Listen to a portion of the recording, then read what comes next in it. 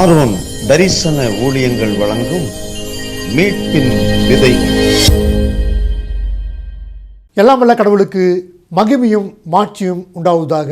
கடவுளாகிய இயேசு கிறிஸ்துவின் திருப்பெயரிலே உங்கள் அனைவருக்கும் என்னுடைய வணக்கத்தையும் வாழ்த்துக்களையும் தெரிவித்துக் கொள்கிறேன். மீட்பின் விதைகள் என்ற இந்த நிகழ்வின் மூலமாக உங்களோடு கூட தொடர்பு கொள்வதிலே மகிழ்ச்சி அடைகிறேன். கடவுளுக்கு நன்றி சொல்லுகிறேன். இன்று உங்களோடு நான் பகிர்ந்து கொள்ள இருக்கின்ற கடவுளுடைய நற்செய்தியின் தலைப்பு உங்களை காக்கும் கடவுள்.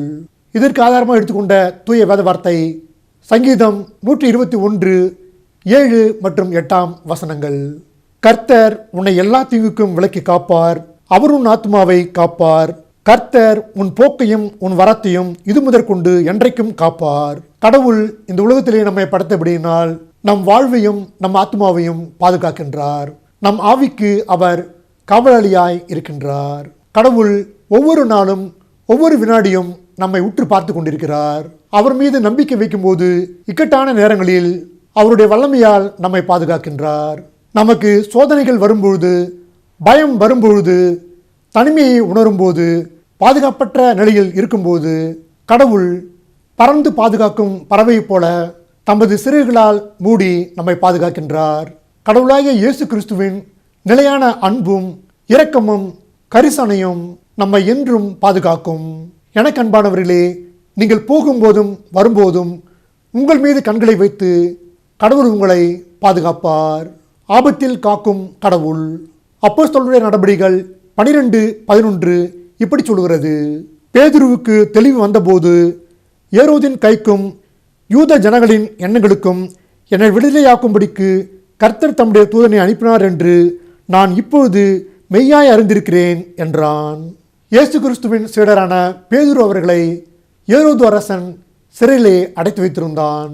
அவரை விசாரித்து அவருக்கு மரண தண்டனை வழங்க வேண்டும் என்பது ஏரோது அரசனுடைய எண்ணமாய் இருந்தது.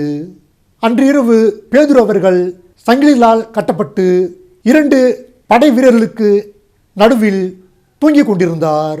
ஆண்டவருடைய தூதன் அங்கு வந்து உடனே எழும்பிடும் என்று பேதுரு அவர்களை எழுப்பினான். பேதுருவின் கையில் இருந்த சங்கிலிகள் தானாகவே கீழே விழுந்தன. கடவுளுடைய தூதன் பேதுரு அவர்களை அழைத்து கொண்டு காவல்களை தாண்டி இரும்பு வாயில் அருகே வந்தபோது அது தானாகவே திறந்து கொண்டது. கடவுளுடைய தூதன் பேதுரு அவர்களை வெளியே அழைத்து வந்து பாதுகாப்பாக அனுப்பி வைத்தான். இப்படியாக பேதுரு அவர்கள் வர இருந்த பெரும் ஆபத்திலிருந்து கடவுளால் பாதுகாக்கப்பட்டார். எனக்கு அன்பானவர்களே, கடவுளுக்குள் வாழும் வாழ்க்கையில் துன்பங்கள் வரலாம், ஆபத்துக்கள் வரலாம், இழப்புகள் வரலாம். ஆண்டவராகிய இயேசு கிறிஸ்துவை நீங்கள் மீட்பராக ஏற்றுக்கொண்டு அவருக்குள் வாழும்பொழுது அவர் உங்களை கைவிடாமல் எந்த விதமான ஆபத்திலிருந்தும் உங்களை பாதுகாப்பார். சங்கீதம் 46:1 இப்படி சொல்கிறது. தேவன் நமக்கு அடைக்கலமும் பலனும் ஆபத்து காலத்தில் அனுகூலமான துணையுமானவர். கடவுள் நமக்கு அடைக்கலமும் ஆற்றலுமாய் இருக்கின்றார். ஆபத்து வரும்போது நமக்கு உற்ற துணையாய் இருக்கின்றார். இந்த உலகம் நிலை குலைந்தாலும், மலைகள் ஆழ்கடலில் அதிர்ந்து ஒடுங்கினாலும், கடல் அலைகளினால் குன்றுகள் அதிர்ந்தாலும் நமக்கு அச்சம் என்பது இல்லை. ஏனென்றால் போர் படைகளின் ஆண்டவர் நம்மோடு கூட இருக்கின்றார். யாக்கோபின் கடவுள் நமக்கு அரணான துணையாக இருக்கின்றார். நமக்கு ஆபத்து வரும்போது கடவுள் தம்முடைய கூடாரத்தில் நம்மை ஒளித்து வைத்து பாதுகாப்பார். குன்றின் மீது கொண்டு போய் நம்மை வைத்து ஆபத்திலிருந்து நம்மை மீட்டுக் கொள்வார். கடவுளின் பெயரை அறிந்தவர்களை அவர் பாதுகாக்கின்றார். கடவுள் மீது அன்பு கூறுபவர்களை அவர் விடுவிக்கின்றார். எனக்கு அன்பானவர்களே, மாறாத அன்பு கொண்டவர் கடவுளாகிய இயேசு கிறிஸ்து. அவரை நம்புங்கள், நம்பி ஏற்றுக்கொள்ளுங்கள். அப்போது கடவுளுடைய பாதுகாப்பு எப்பொழுதும் உங்களை சூழ்ந்திருக்கும். எந்த ஆபத்திலும் அவரை நோக்கி கூப்பிடுங்கள். அவர் உடனே வந்து உங்களுக்கு உதவி செய்து பாதுகாப்பார். எதிரிகளிடமிருந்து காக்கும் கடவுள். யாத்திரையாகமம் 14:27 இப்படி சொல்கிறது. அப்படியே மோசே தன் கையை சமுத்திரத்தின் மேல் நீட்டினான். விடியற் காலத்தில் சமுத்திரம் பலமாய் திரும்பி வந்தது. எகிப்தியர் அதற்கு எதிராக ஓடும்போது கர்த்தர் அவர்களை கடலின் நடுவே கவிழ்த்து போட்டார். கடவுள் தமது மக்களை எகிப்து நாட்டின் அடிமைத்தனத்திலிருந்து அவர்களை மீட்டு செழிப்பான கானான் நாட்டிற்கு மோசே என்ற தலைவர் மூலமாக அழைத்து கொண்டு சென்றார். அப்பொழுது எகிப்தின் பார்வோன் அரசனும் அவருடைய போர் படைகளும் கடவுளின் மக்களை பின்தொடர்ந்து அவர்களை திருப்பி கொண்டு வருவதற்காக மிக வேகமாக வந்து கொண்டிருந்தார்கள். இந்த ஆபத்திலிருந்து எதிரிகளிடமிருந்து தங்கள் இன்னுயிரை காப்பாற்ற வேண்டும் என்று மக்கள் கூக்குரலிட்டு அழுதார்கள். கடவுளின் கட்டளைப்படி மோசே தன் கையில் இருந்த கோலை உயர்த்தி கடலுக்கு நேராக நீட்டினார். அப்போது செங்கடல் இரண்டாக பிளந்தது. மக்கள் உலர்ந்த தரை வழியாக செங்கடலை கடந்து சென்றார்கள். இரண்டு பக்கமும் கடல் நீர் அவர்களுக்கு மதில் சுவராக நின்றது. கடவுளுடைய மக்கள் எதிரிகளிடமிருந்து காக்கப்பட்டார்கள்.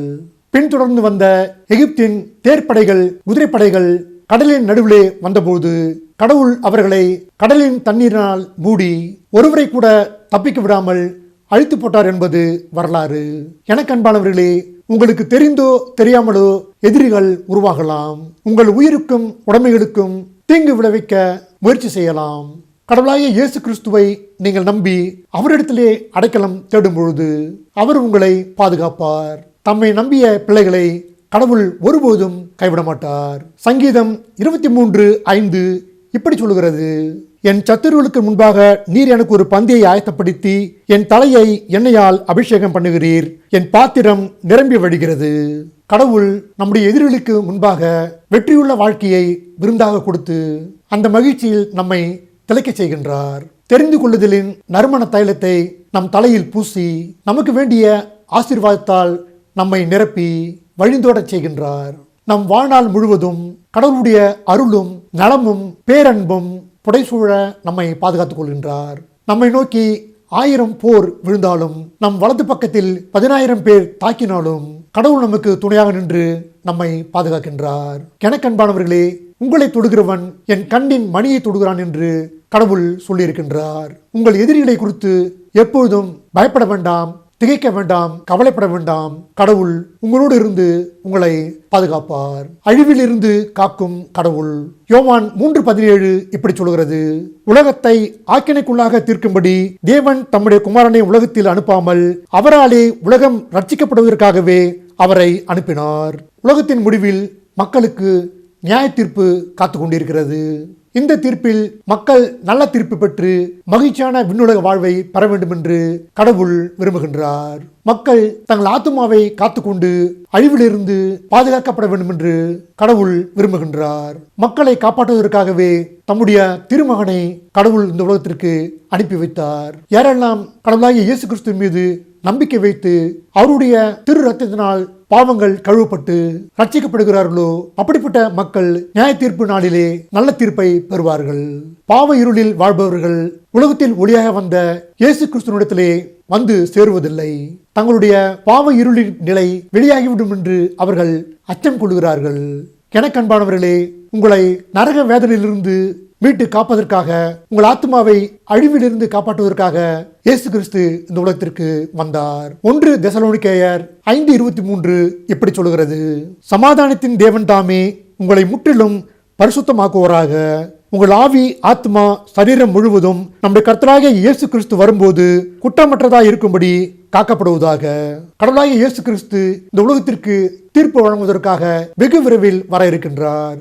உலகத்தில் வாழும்போது நம் உள்ளம், உடல், ஆத்மா இவைகளை குற்றமற்றதாக நாம் பாதுகாத்துக் கொள்ள வேண்டும். அப்பொழுது ஆண்டவரால் காப்பாற்றப்படுவோம். கடவுளாகிய இயேசு கிறிஸ்துவின் திரு ரத்தம் அனைத்து பாவங்களையும் நீக்கி நம்மை தூய்மைப்படுத்தும் என்று தூய வேத வார்த்தை நமக்கு சொல்லுகின்றது. எனக்கன்பானவர்களே, நீங்கள் யாராயிருந்தாலும் எந்த சூழ்நிலையில் இருந்தாலும் ஆண்டவராகிய இயேசு கிறிஸ்துவை நம்பி வாருங்கள். அவர் உங்களை கைவிட மாட்டார். உங்கள் ஆத்மாவை அழிவிலிருந்து அவர் காப்பாற்றி விண்ணுலக வாழ்வை உங்களுக்கு கொடுப்பார். ஆண்டவராகிய இயேசு கிறிஸ்து உங்களை காக்கும் கடவுள்.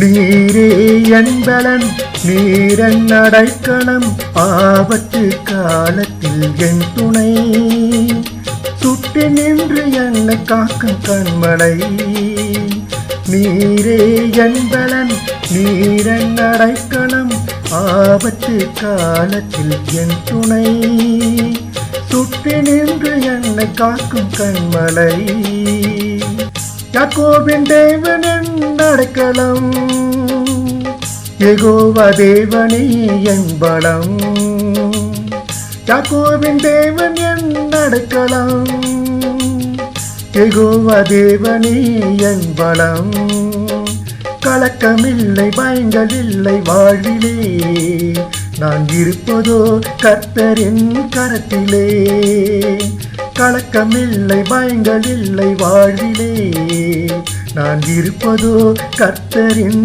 கரத்திலே நீரே என் பலன் நீரன் அடைக்கலம் ஆபத்து காலத்தில் என் துணை சுற்றி நின்று என்னை காக்கும் கண்மலை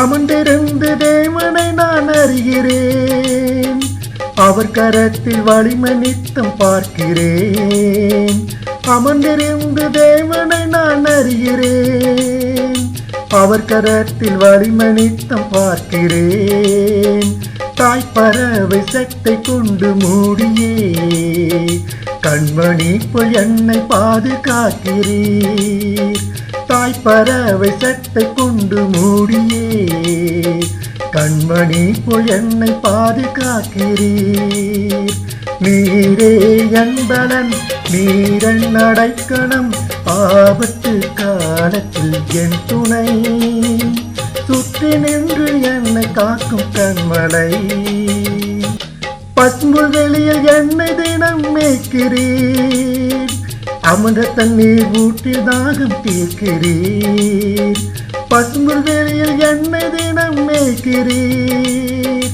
அமர்ந்த தண்ணீர் ஊற்றி தாகம் தீர்க்கிறீர் சத்துருவின் கண்கள் காண எண்ணெயால் என் தலையை அபிஷேகம் செய்கிறீர் சத்துருவின் கண்கள் காண எண்ணெயால் என் தலையை அபிஷேகம் செய்கிறீர் நீரே என் பலன் நீரன் அடைக்கலம் ஆபத்து காலத்தில் என் துணை சுற்றி நின்று என்னை காக்கும் கண்மலை சுற்றி நின்று என்னை காக்கும் கண்மலை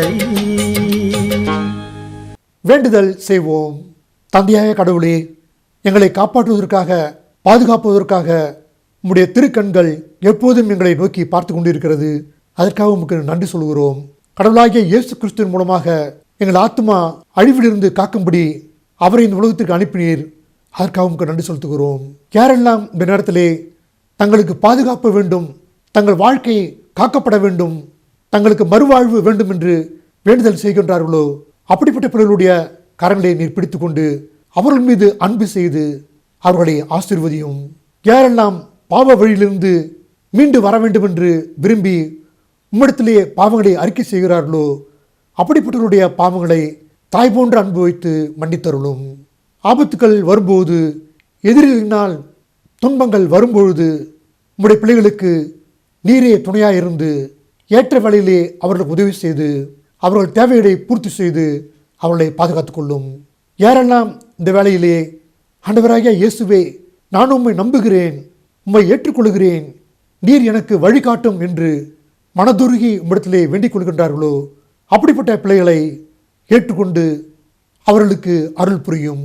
எல்லாம் வல்ல உயிர் திறந்த இயேசு கிறிஸ்துவின் திருப்பெயரிலே உடைய பாதம் படி தயவாய் கெஞ்சி கேட்டுக்கொள்கிறேன் தந்தையாய கடவுளே, ஆமேன்.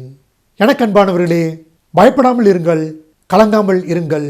கடவுளாகிய இயேசு கிறிஸ்து உங்களுக்கு எப்பொழுதும் துணையாக இருக்கின்றார். கடவுளாகிய இயேசு கிறிஸ்து அருளும் மன அமைதி உங்கள் உள்ளங்களிலே மையம் கொண்டு எப்பொழுதும் நிலைத்திருப்பதாக. ஆமேன்.